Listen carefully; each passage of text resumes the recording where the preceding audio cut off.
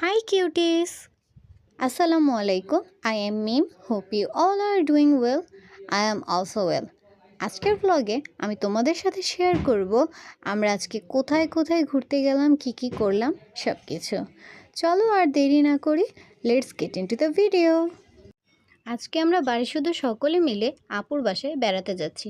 সকাল সকাল তড়িঘড়ি করে তৈরি হয়ে নিলাম এবং একটা উবার বুক করে নিলাম এবং রওনা দিলাম গন্তব্যের উদ্দেশ্যে। রাস্তায় এত ট্রাফিক জ্যাম ছিল যার কারণে আমাদের গন্তব্যে পৌঁছাতে 1টা কি 1:30টা নাগাদ বেজেছিল, যেমনটি তোমরা এখন অনস্ক্রিনে দেখতে পাচ্ছ।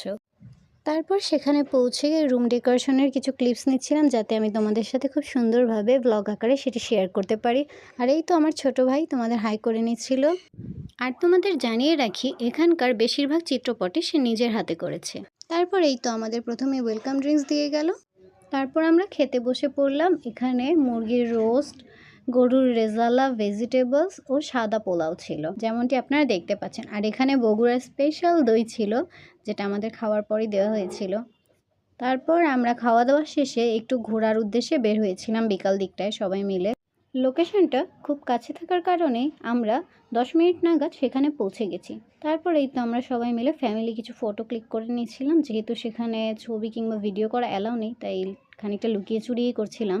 তারপর সেখান থেকে আমরা ডিরেক্ট বাসার উদ্দেশ্যে রওনা হই। তো আসার পথে সেখানে আমরা সামরিক জাদুঘরের সামনে একটু গাড়ি থামিয়েছিলাম এবং সুন্দর সুন্দর কিছু ক্লিপ নিচ্ছিলাম।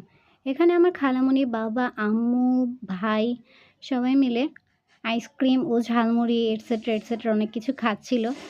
সুযোগ বুঝে সেটার একটা ছোট্ট ক্লিপস নিয়ে নিলাম যাতে তোমাদের সাথে শেয়ার করতে পারি। আজকের মতো এখানেই বিদায় নিচ্ছি। আল্লাহ হাফেজ।